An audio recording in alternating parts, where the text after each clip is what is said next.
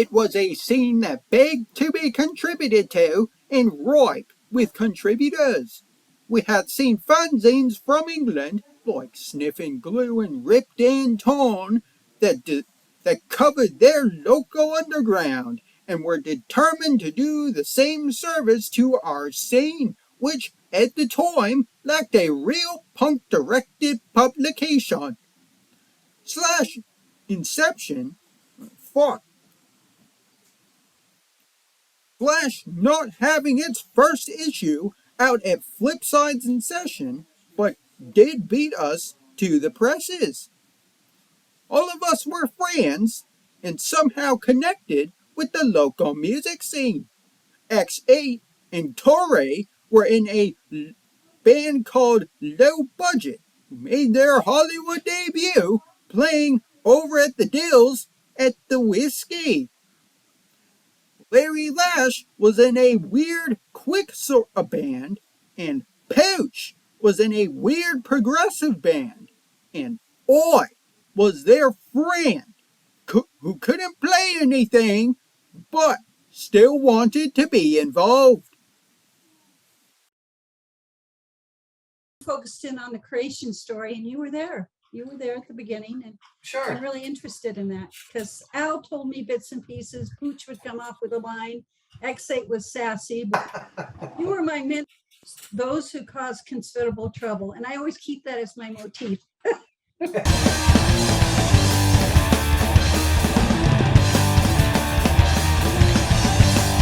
a weirdo and I don't give a fuck.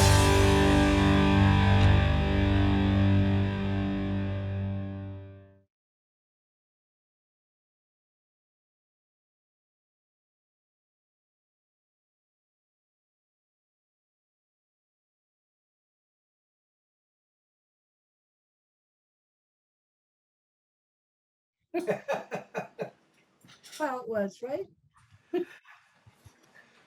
Well, I think as far as troublemaker goes, I was the worst one back when we first started out. I was kind of taking a little trip down memory lane the last couple days. And the first punk event that I went to, I think it was the Slash benefit, and it may have been at Larchmont Hall. There was a staircase that goes up to it, up to the room. And I got tossed out after being in there, not for very long because I got in a fight. It was actually with Darby Crash and another guy.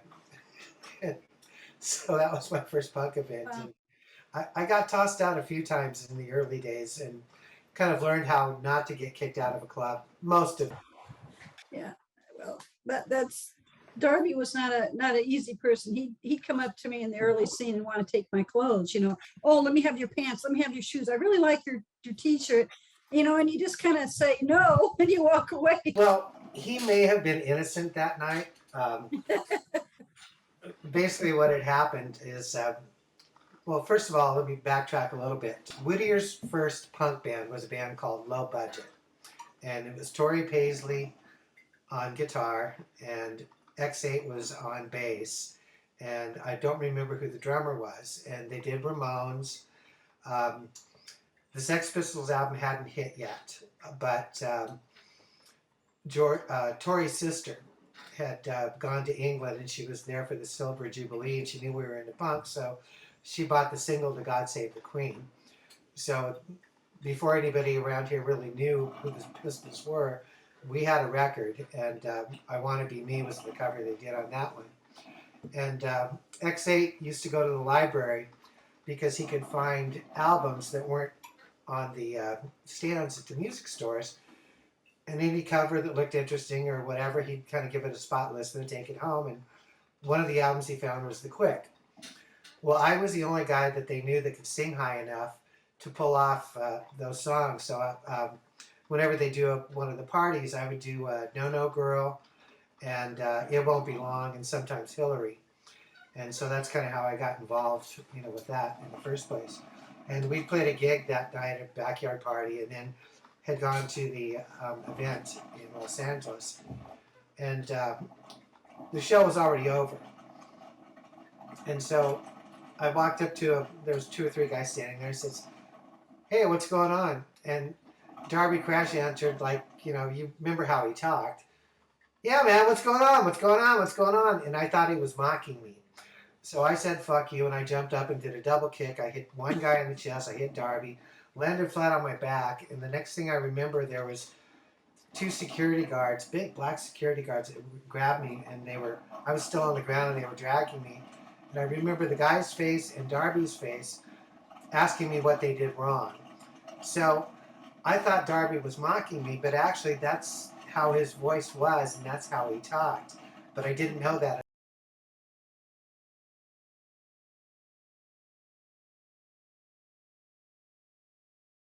So how did you, you went to, did you go to high school with Tori, Pooch, X8, and Al?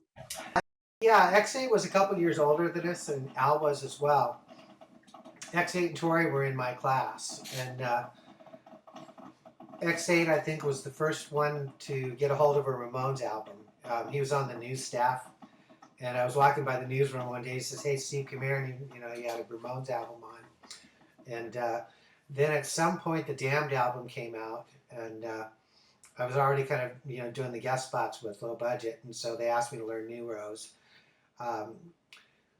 But I still had the long hair. I was still wearing the platforms, and I was starting sophomore year.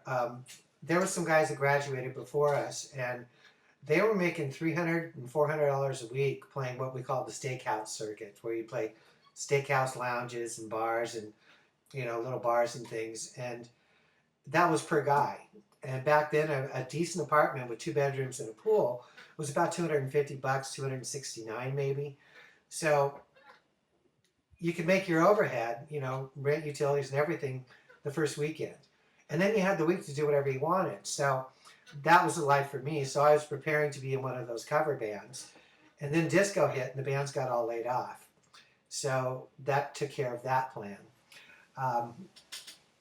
So I ended up getting a job at a shoe store. Gotta do, Yeah, and the way I got into Flipside is, we'd gone to a couple of Kim Valley New Wave nights, and I think the Slash Benefit was the first thing I'd gone to.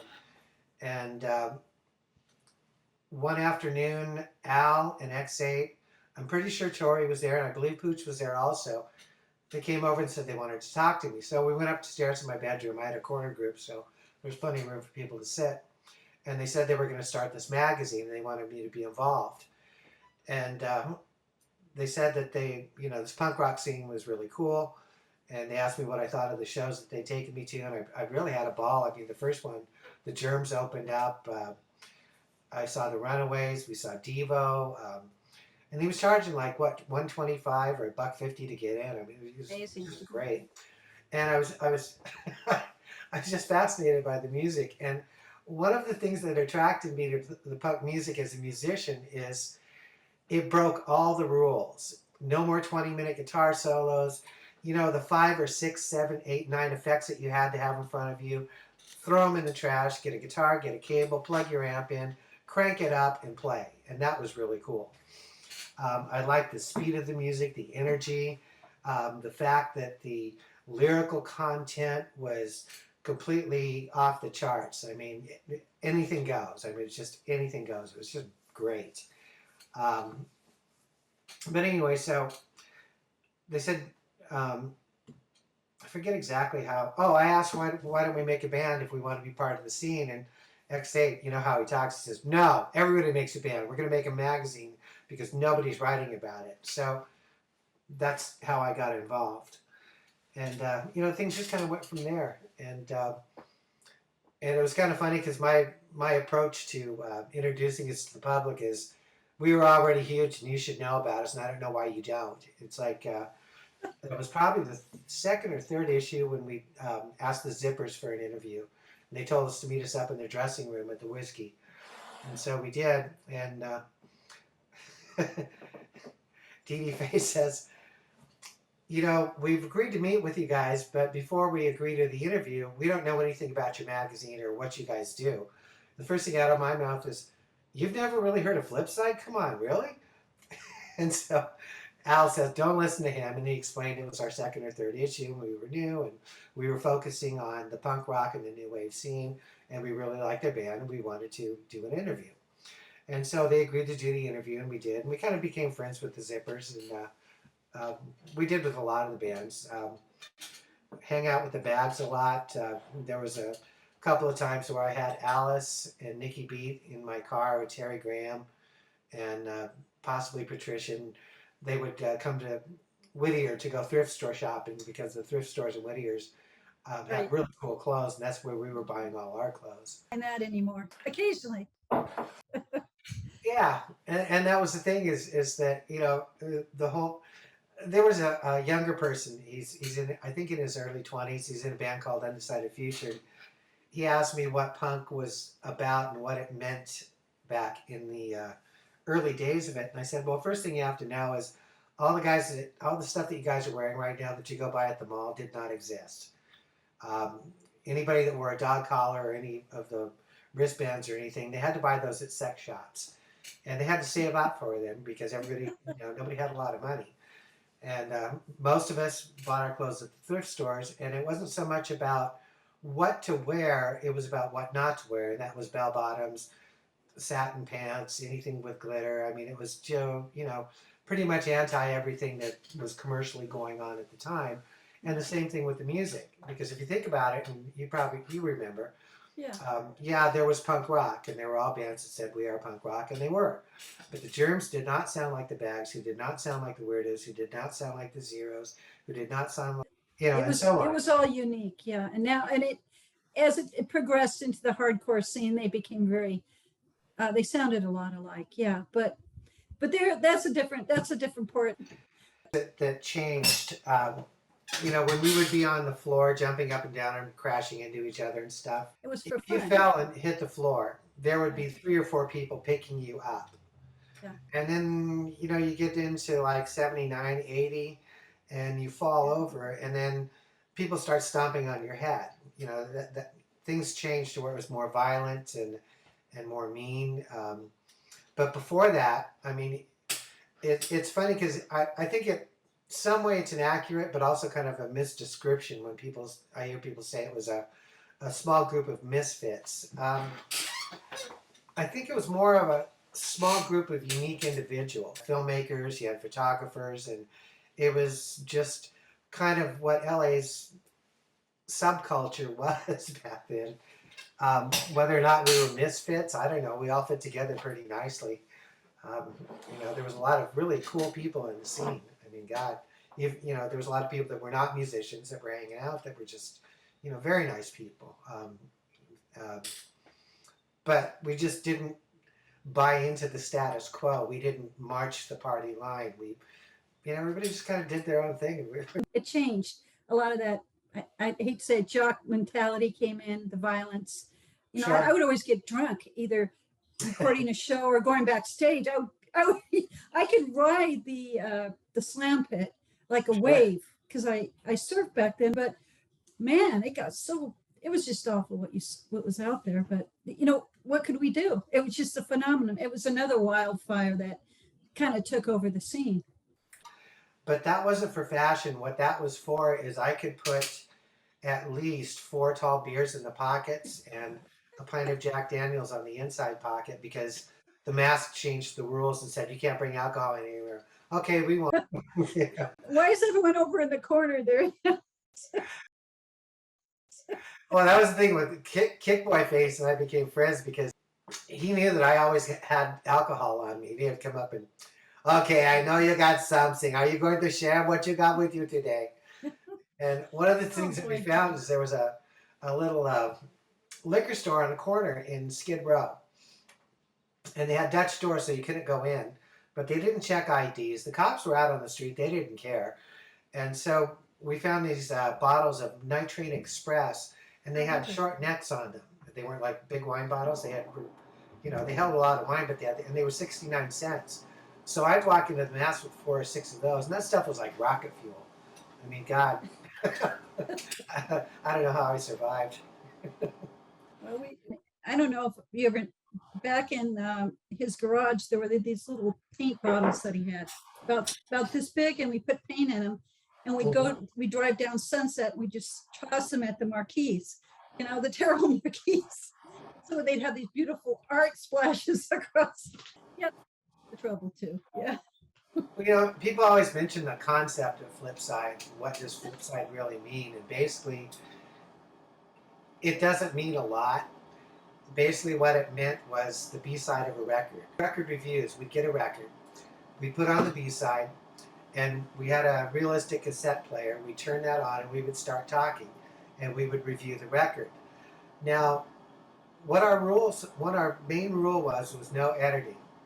So, whatever we talked about, whether it was the record or we were slagging each other about something or just goofing around, whatever we said during the playing of that record, that's what the record review was. And some of the bands got really angry with us, like, you didn't even talk about our music, man. You were just arguing with each other. That must have been so much fun because when I came around, that it had ended a long time ago. Yeah, stack of records, you had to review them, and so we invite people over. Here, we give them a stack of records. Sure. I the other way, I got so tired of doing record reviews, it just wasn't fun anymore. Well, it's like we did the interview with the Screamers, and we drank beer on the way down, and they'd been drinking something that day too, and so we were being kind of silly and obnoxious, and Tommy Gear didn't react well to us, and I get it. I mean, no fault of him. He wasn't. It was just what it was. But it finally got to the point where he says, this is the most boring interview I've ever been on. And I said, well, why don't you ask us a question and answer your own question? We'll see how fucking great you are. And he goes, okay, the question is when is this interview over? And the answer is now. So that's how the interview ended in the magazine. And I ran into Tamada at a party at the Tropicana after a gig one night. And he says, I'm glad I ran into you. I want to talk to you. He apologized for their part in the way the interview went. And he says, we'd really like to do the interview over. And I go, what for? And he goes, well, because you guys were kind of drunk and things were got ahead and we were kind of drunk. And, and then, I told him, I says, you know what? That was a perfect interview. He goes, you're not mad at us? I says, no, we love you guys. We love your band. We love the way the interview went.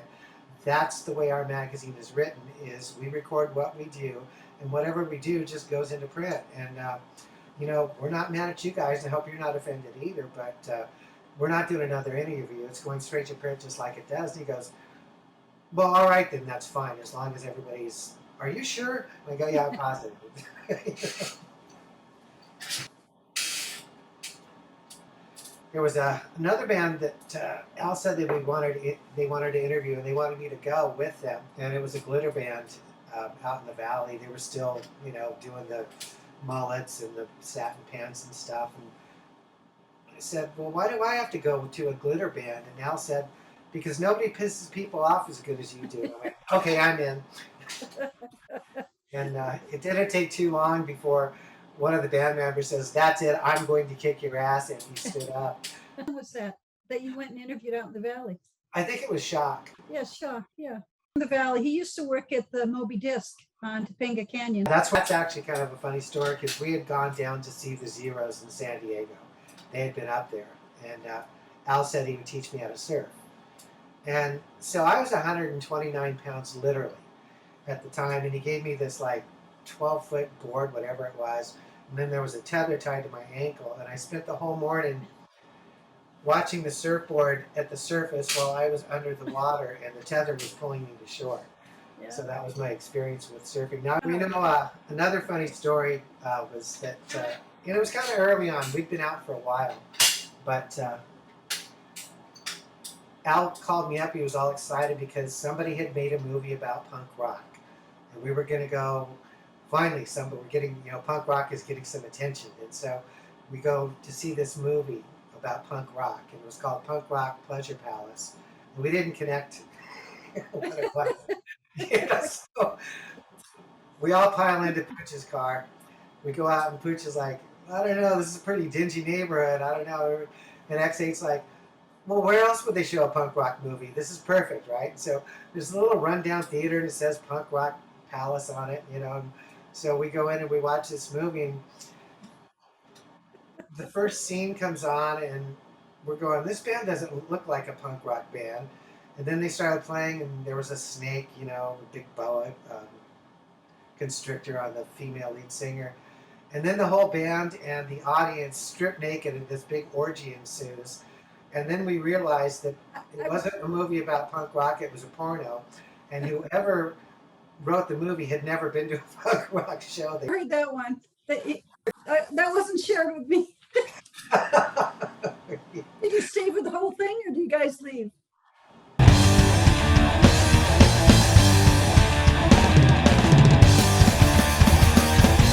For the whole thing. I mean, and you know the guys in the trench coats. There were guys in trench coats in the theater. And none of them were sitting together. They're all kind of spread out, and we were cracking up, and they were getting really pissed off at us and telling us you guys be quiet. We're trying to enjoy the film, and that made us laugh harder.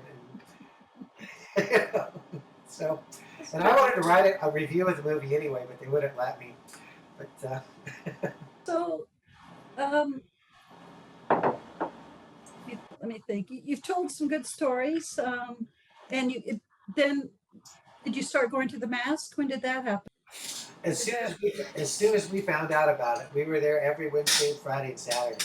At first, it was just when there was a show there, we would go, and then it evolved into, you know, the Wednesday and Friday and Saturday.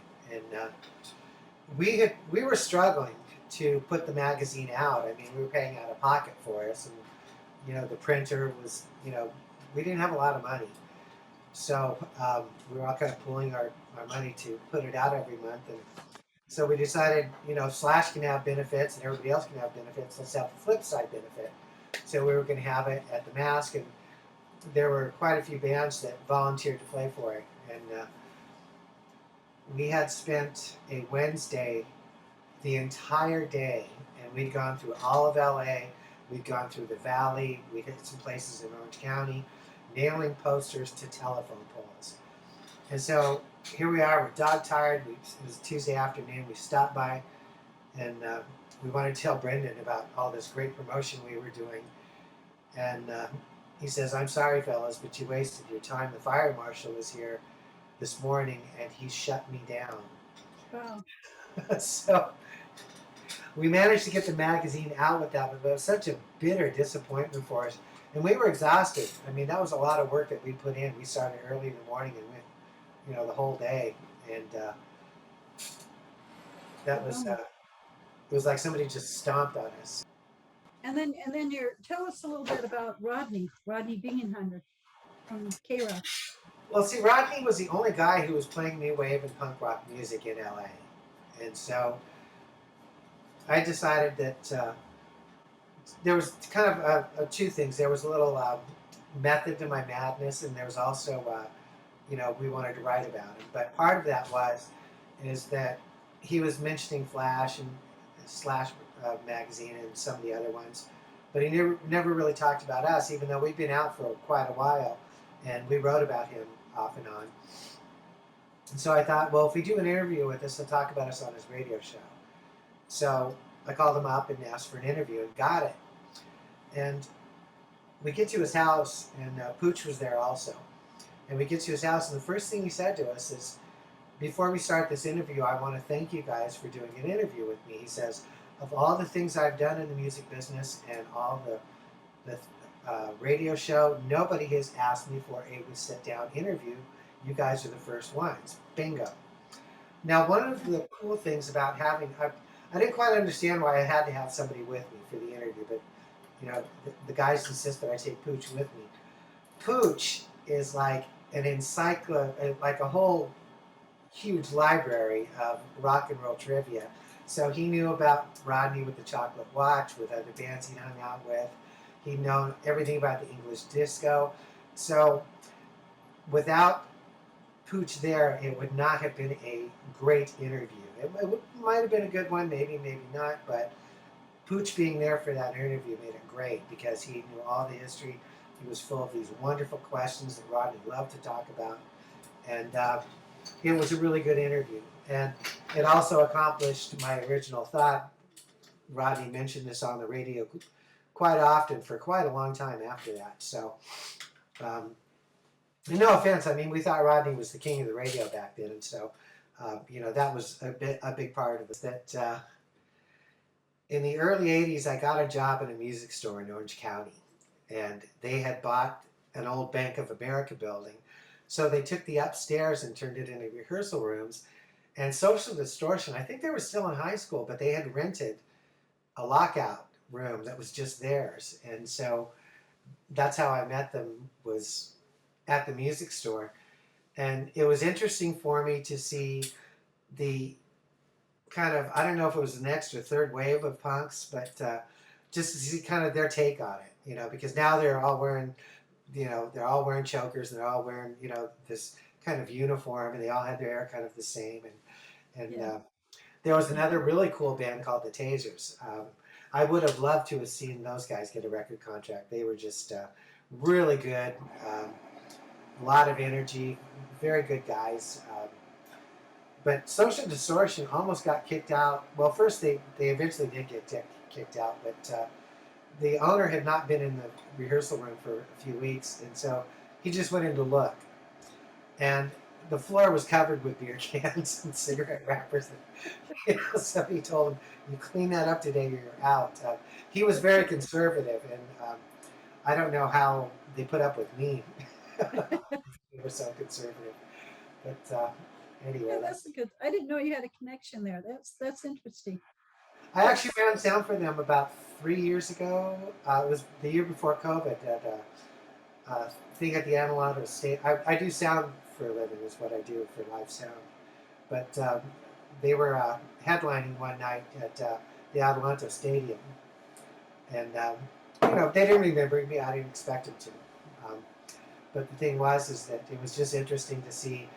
The last time I saw them, there were these young guys with the dyed hair and the crops, and now they're wearing baseball hats and they have gray beards. And Yep. but they were great to work with. They put on a good show, still had the energy, and they're still doing the Yeah. stuff. It was cool. The things that we found interesting is that Patricia from the Bags actually lived in East Whittier, and she worked at the Broadway department store. And it was funny because one day she wanted to see the Flipside headquarters. It was in my basement for a while at my house until my mom threw us out for making way too much noise at night when everyone was trying to sleep. So we ended up at Pooch's house. And so, Patricia came over to Pooch's house and we were talking. And one of the things that Al asked her was, what was the most embarrassing thing that ever happened to you when you were working at the Broadway?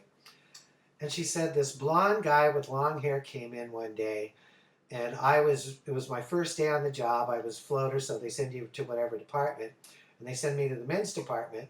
And I come up to this guy and I said, is there anything I can help you with?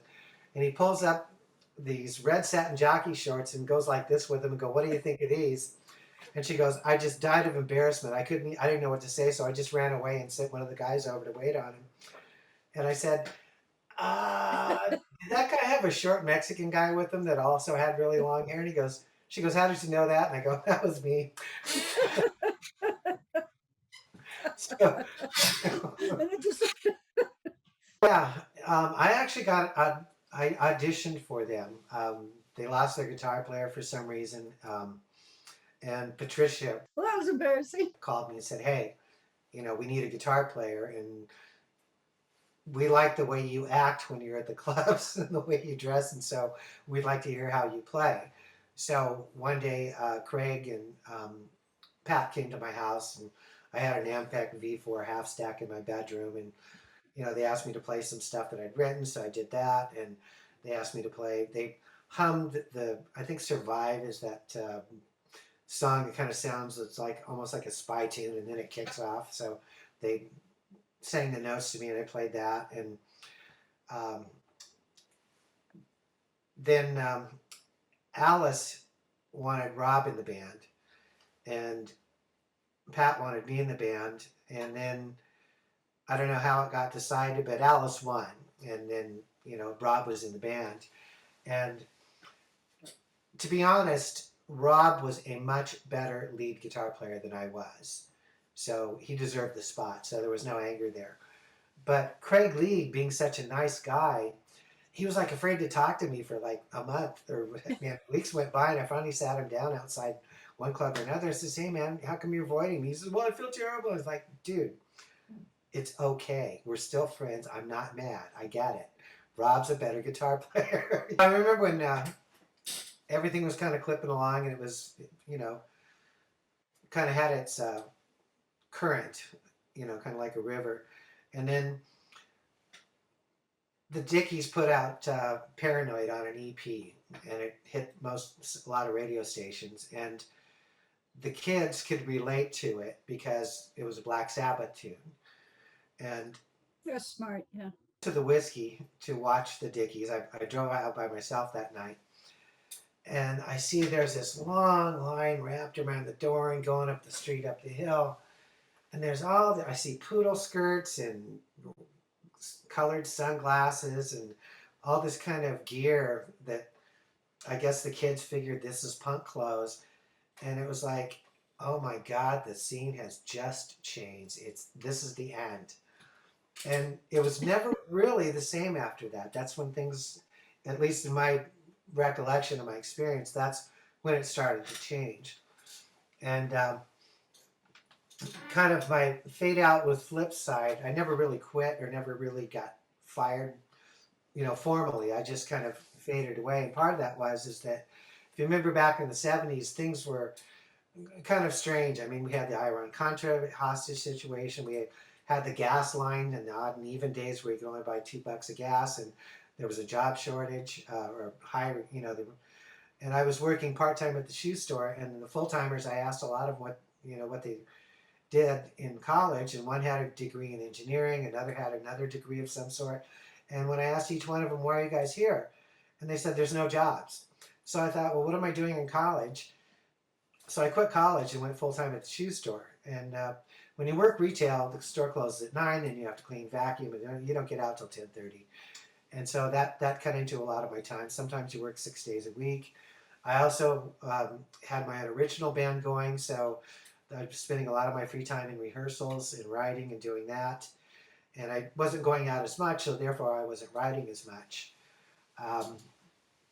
But I would still go out and catch a show. I mean, I remember catching the Zippers at the Starwood one night, caught Blondie one night. I saw X when they played the Whiskey after they, had, their album would come out, and then went to a lot of little shows, and still enjoyed it, but I just wasn't affording the time to it as I was before. And then enough time had went by, so they finally just kind of officially let me go. And I didn't find out about it until I turned in an article. They go, you were paying so little attention to us that you didn't even know that you were kicked out. It's like, yeah, okay. And that was all fine. It was fair.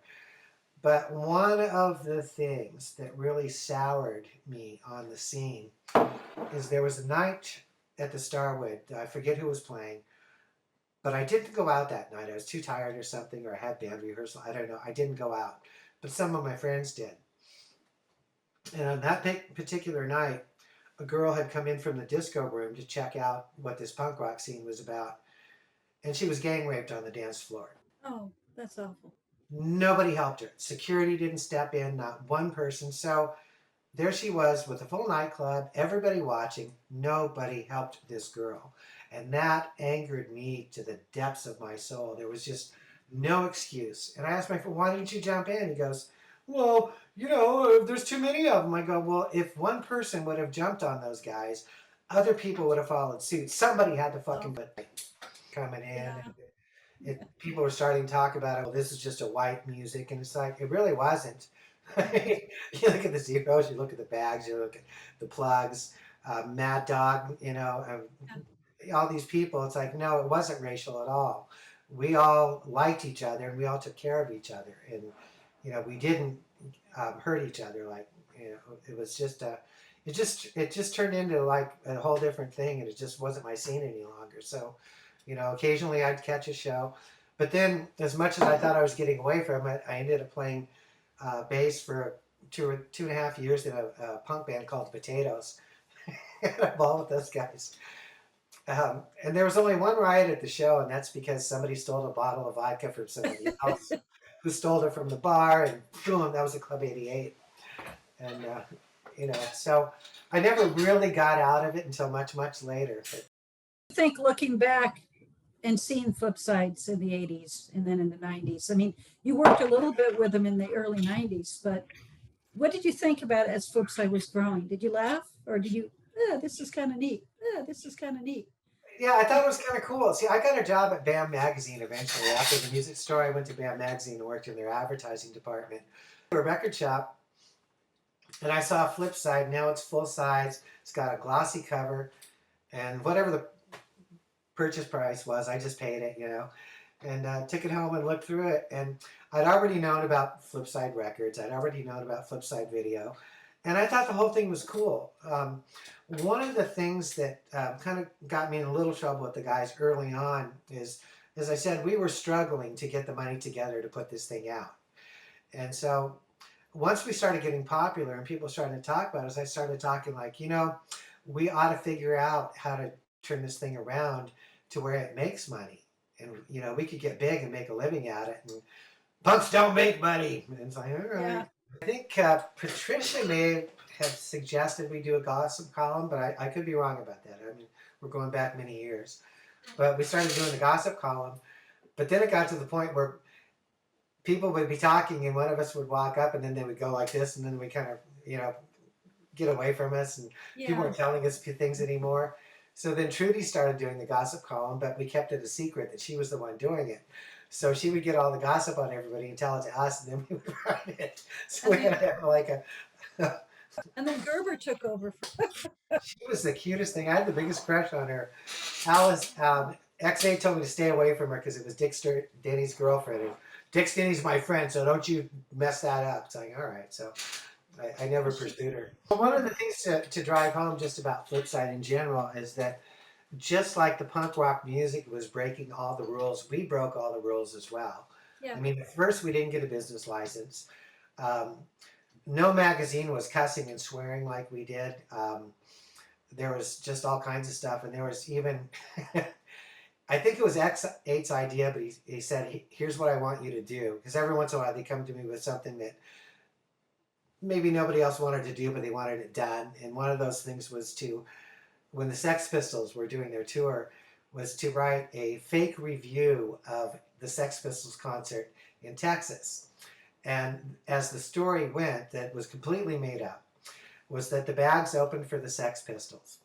And when the Bags got off the stage and the Sex Pistols got on the stage, everybody's yelling, Alice, Alice, bring the Bags back, bring the Bags back. And I wrote it in such detail that I thought people would realize that it was a bullshit story. I just made it up and they would laugh. What happened is the Bags were getting phone calls from people congratulating them for having such a successful, even though the Bags were in town. I mean, they never left town, but they took it seriously. So then I kind of thought, well, I better not fuck around like that anymore because people don't really get my humor. And Alice calls me, she goes, thank you, but why the hell did you do that? And I go, I thought it would be funny. She goes, it's hilarious, but don't do that to us again. Well, I laughed about it then. I mean, you got to remember, I was an 18-year-old kid.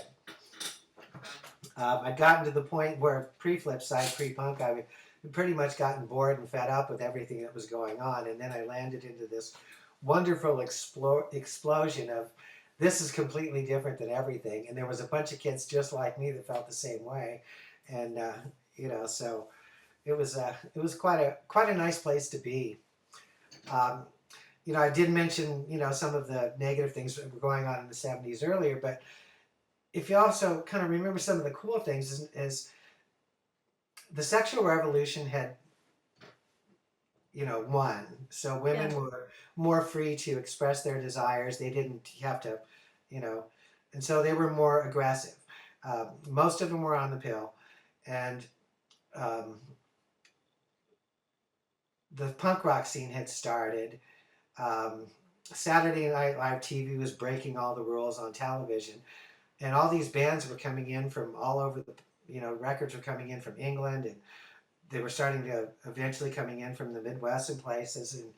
And so there's all this really cool stuff going on, and there's always something new going on. Always a new band coming up from somewhere.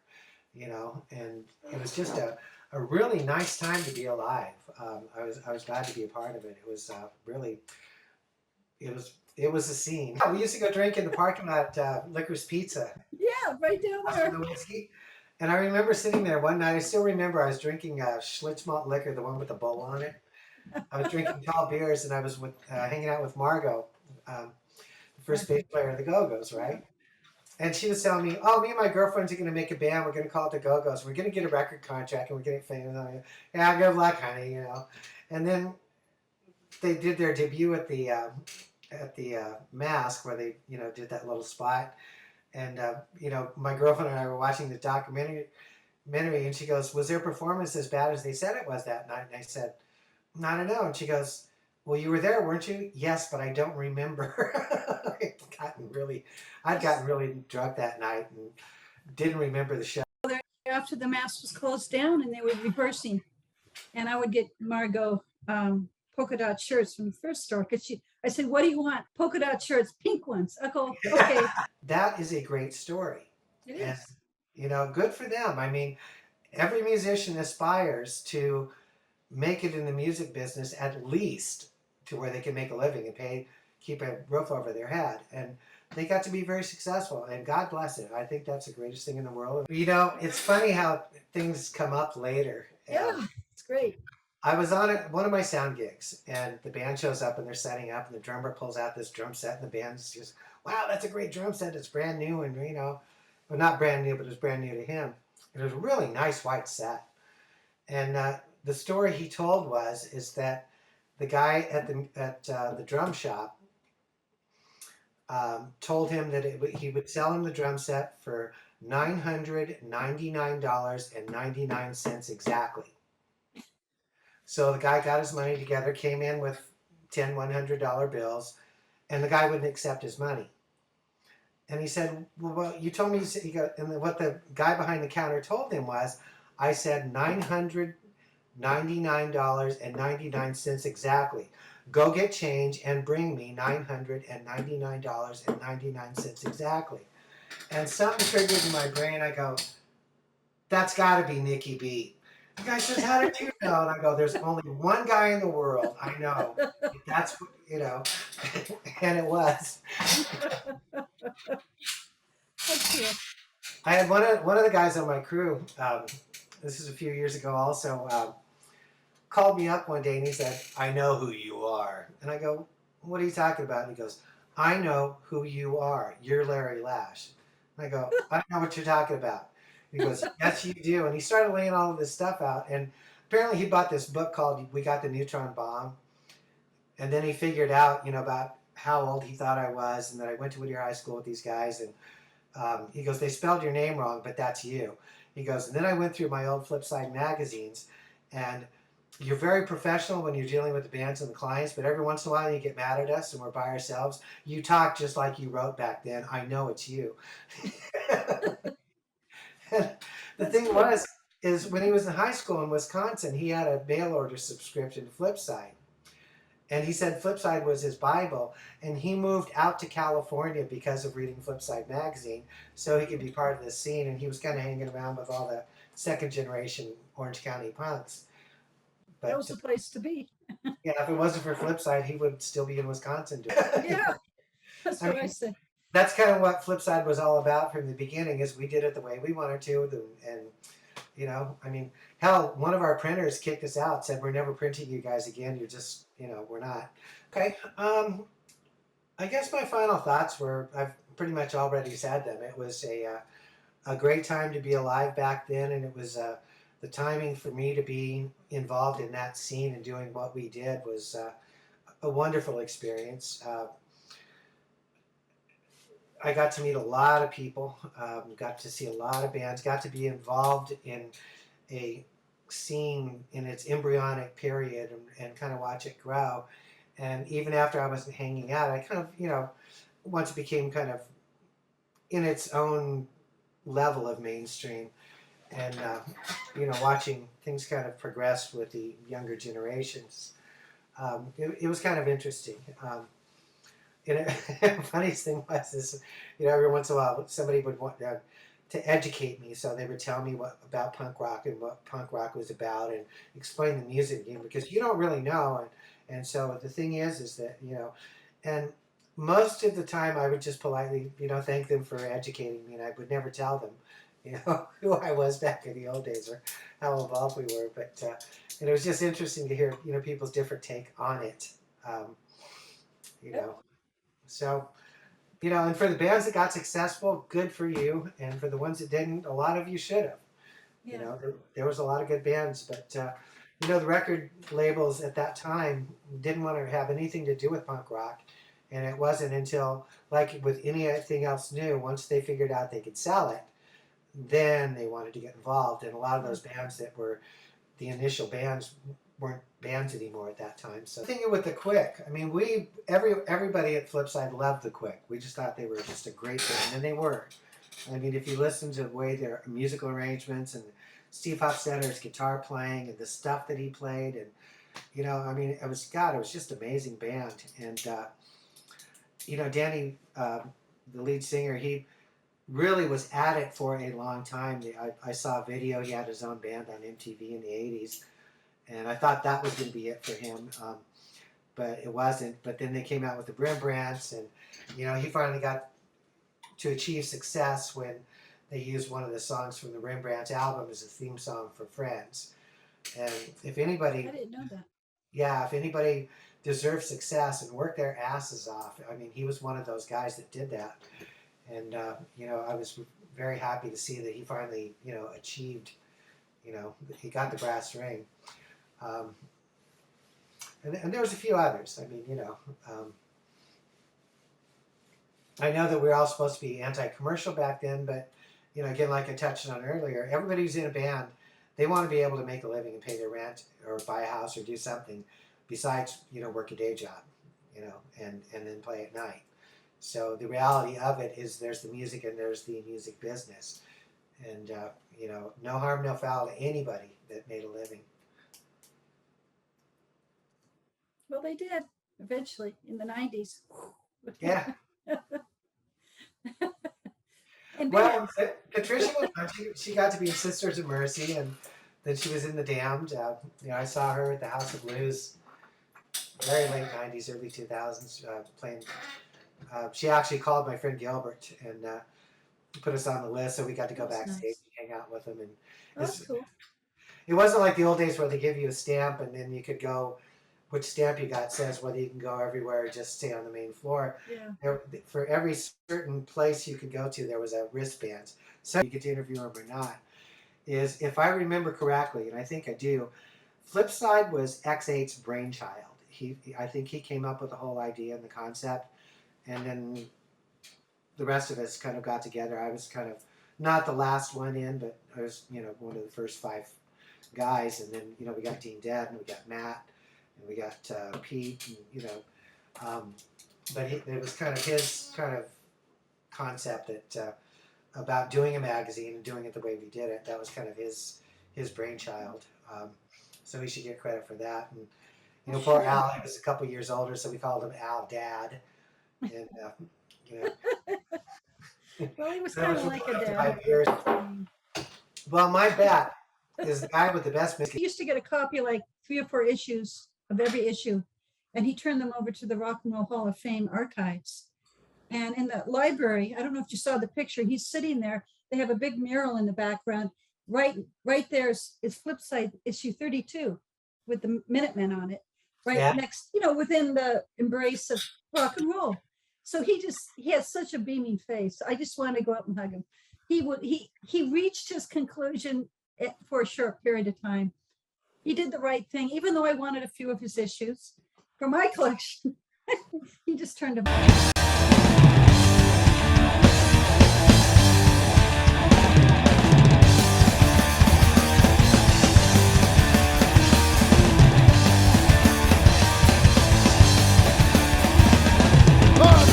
I don't care, I like the attention. Let me bust down. I like Darwin makeup, like painter on my eyes. I wish I'd have done that. There, yeah.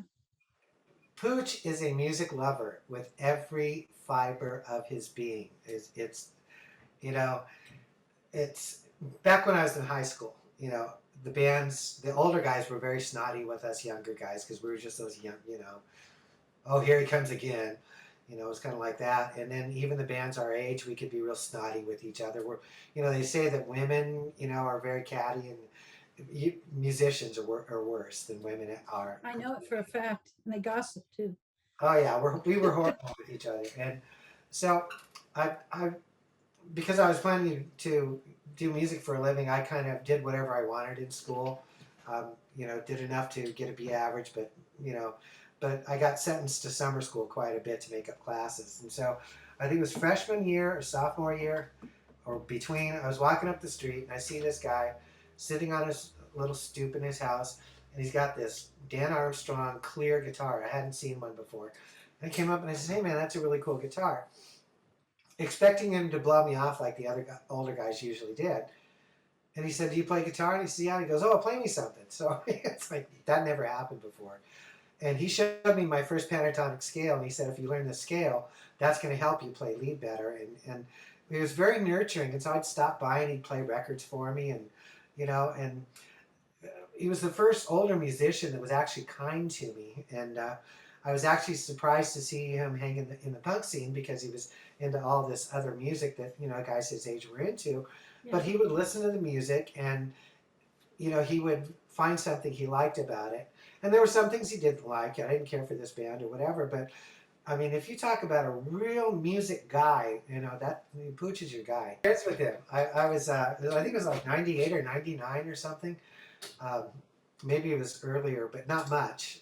I pulled up to a local liquor store to pick up some cigarettes one night, and Pat's out there, and he's got a guitar with him. He goes, "Hey, how you doing? You still playing?" I said, "Yeah, I still poke around." He goes, hands me the guitar, and goes, "Here, play me one of your new songs." I went, "Okay." So now I'm standing on the sidewalk, and an audience is gathering. I'm playing the song, and there was a police car that kept circling. They'd go down the block, around the alley, kept circling and looking at us to see what was going on. But that was just Pat. I mean, it was very natural. Play me something. I don't care where we are. Here, show me what you got. Well, I love Al, and I never got angry with him. But one of the rules we had is we would never review our own bands, and nobody in Flipside could write about any Flipside member that had a band. So after I was officially no longer writing for him, I invited him to one of my shows, my original band, and he came up with me after the show, and he said, "You guys were really good. I'm so proud of you." And you got, and he was going on. And I go, "So do I get a review?" And he looked at me and smiled and said, "It's never going to happen." And I looked at him and I go, "Come on, man. I'm not even writing anymore. I mean, it's not against the rules." He goes, "It's never going to happen." And he just laughed at me like, but that's just, that was a guy thing, When we called Al Dad, it really was kind of his role.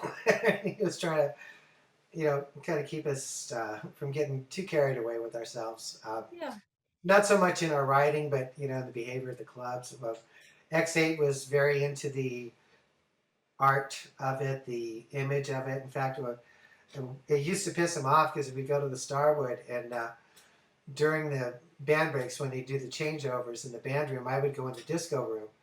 And when he was at the Starwood, and I come out of the disco room, he goes, "Stay out of that disco room. Punks don't disco dance." And I said, "Did you see the chick I was dancing with?" He goes, "Yeah, she was a fox, but I don't care. You're embarrassing Flipside. Stay out of that room." If I wanted to date a girl from the suburbs that had not been exposed to punk rock, do not take them to a punk club on the first date. Oh. I mean, there was this one girl, I decided, okay, she's going to be my girlfriend. So I asked her out, and I said, "Is there any place you'd like to go in particular? Instead of doing the dinner and the movie thing, is there something else you'd like to do?" And she goes, "I want to know all about this punk rock thing that you're involved in." And okay. So for some reason, I was assigned to go do review the Weasels. They were playing at the Whiskey, and the Mask was open that night. So I said, "Okay, great." So we stopped by the Mask, and we popped in, for a few minutes just to say hi, and then she could check out the real punk rock scene. And then we get in the car, we go to the Whiskey, and of course the Weasels had that song "Beat Her with a Rake," where he jumped around with his, garden rake, and, was slamming it all over the place. And all the way home, she talked about how she really liked Elton John and Brad and the Doobie Brothers, and oh my God, this was just so different, and I'm just, and the wheels barely stopped moving, and the passenger door opens, and she bolted out. I'm fixing to buy. And then when I called her up to get a second date, I didn't get one. She just said, "I'm sorry, but you're into that." It's funny because I had the same experience, but I did just the opposite. But the thing was, is that happened more than once. There was a guy that had a little radio show in Irvine, and he'd gotten a hold of one of my demo tapes and asked me to come down and do an interview. And then after that was all over, he asked me to take him out to Hollywood and show him the punk rock thing. So we went to Hong Kong Cafe, or it was Cathay de Grand. It was one of the two Chinese places. But anyway, so that one had the stairs that you went up to get into it. And the Bags were playing. And Patricia and Alice were not getting along, and there had been this kind of thing brewing between them. And they were going to break up. Patricia had told me, this is going to be our last show together, and then we're going to split. And I said, okay. So I take this guy to this show, and there was some obvious animosity going on between them on the stage. And at one point, Patricia pulls off her bass, throws it onto the stage, and says, "Fuck you!" And then darts off the stage. And instantly, the air was full of beer bottles and glasses. And I hit the floor and just was watching this veritable curtain, like, a war zone. Wow. And when it all stopped, and there was some pushing and shoving, I don't remember if there's any fights, but I didn't get into one that night. But anyway, so I get up and I kind of look around, and I don't see the guy anywhere. And so I go to the bathrooms, I look around, I'm looking to see if he got hit, and I couldn't find him. So I start walking down the stairs, and the police had been called up, and they were lined up from the door outside, to the courtyard, all the way up the stairs, shoulder to shoulder. And I'm walking down the stairs, and they're all like thumping their billy clubs on their hands and looking at me, just one move. And I put my hands up and go, "Guys, I wasn't involved. I'm just leaving." "Put your hands down." "All right, I put my hands down." "Hey, whatever you want." And so then I go find the guy in his car, and he's just sitting there like this.